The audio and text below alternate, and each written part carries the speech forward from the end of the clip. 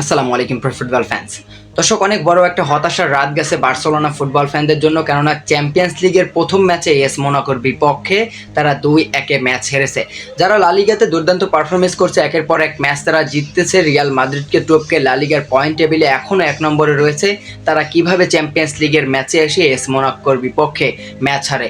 হ্যাঁ দর্শক, এটাই ঘটেছে। গতকালকে রাত্রে এস মোনাকোর বিপক্ষে বার্সেলোনা মাঠে নেমেছিল এবং সেখানে শুরুতেই মাত্র 10 মিনিটের মাথায় কিন্তু এরিক তিনি কিন্তু রেড কার্ড খেয়ে যান এবং তারপরে বার্সেলোনা স্ট্রাগল করতে শুরু করে এবং 16 মিনিটের মাথায় প্রথম গোলের দেখা পায় এস মোনাকো এবং 28 মিনিটের মাথায় লামিয়াল ইয়ামালের দুর্দান্ত ডি বক্সের বাইরে থেকে গোল।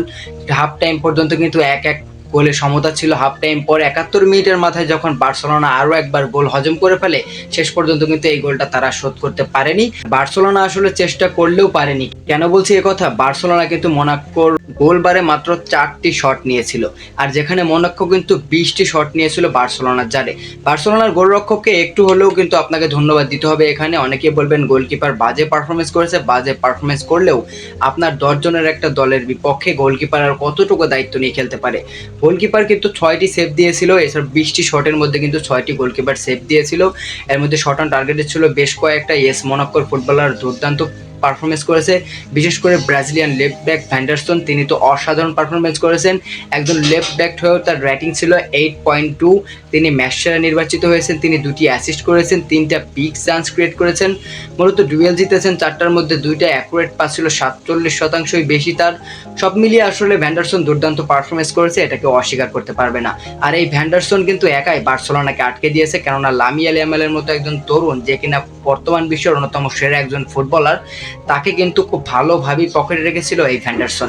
মূলত ভ্যান্ডারসনের অতি মানবীয় পারফরমেন্সেই কিন্তু আসলে বার্সেলোনার হার দেখতে হয়েছে এস মোনাকোর বিপক্ষে, এবং মোনাকো চ্যাম্পিয়ন্স লিগের প্রথম ম্যাচে লিগ ওয়ানের এই দলটা কিন্তু বার্সেলোনার বিপক্ষে জয় নিয়ে চ্যাম্পিয়ন্স লিগের আসরটা খুব ভালো মতো শুরু করলো। তবে বার্সেলোনার সমর্থকদের জন্য অনেক বড় হতাশার বিষয়, যেটা তারা চ্যাম্পিয়ন্স লিগে ভালো পারফরমেন্স করতে পারছে না। তারা লা লিগাতে কিন্তু দুর্দান্ত পারফরমেন্স করছে, আমরা প্রতিটা ম্যাচেই দেখছি বার্সেলোনা কিন্তু অনেক বেশি গোল দিচ্ছে, গোল হজম করছে কম, কিন্তু গত রাত্রে কিন্তু ওই রেড কার্ডটা খাওয়ার পরেই কিন্তু আসলে বার্সেলোনার এই দলটা একেবারে ভেঙে যায় এবং তাদের ভিতরে হতাশা ঢুকে যায়। শেষ পর্যন্ত তারা কিন্তু এই ম্যাচটা হেরেও যায়।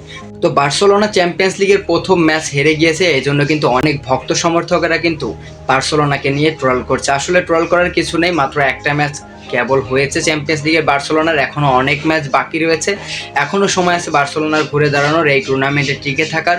কেবল প্রথম রাউন্ডের প্রথম ম্যাচ হয়েছে, আর প্রথম ম্যাচেই যখন বার্সেলোনার এরকম একটা হতাশার একটা রাত গেল, তখন তো ভক্ত সমর্থকের একটু হতাশ হবেই, একটু আলোচনা সমালোচনা হবেই। তো এটা কোনো ব্যাপার না। বার্সেলোনা আসলে শুরুর দিকে যদি ওই রেড কার্ডটা না খেত, আমার মনে হয় বার্সেলোনা কিন্তু জয়টা পেতে পারতো, কেননা 10 জনের একটা দল নিয়ে কিন্তু 80 মিনিট আসলে ডিফেন্স করা যায় না।